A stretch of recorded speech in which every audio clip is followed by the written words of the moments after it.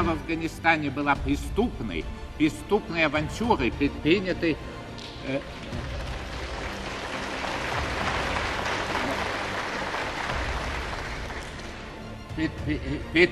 неизвестно кем, неизвестно, кто несет ответственность за это огромное преступление нашей Родины.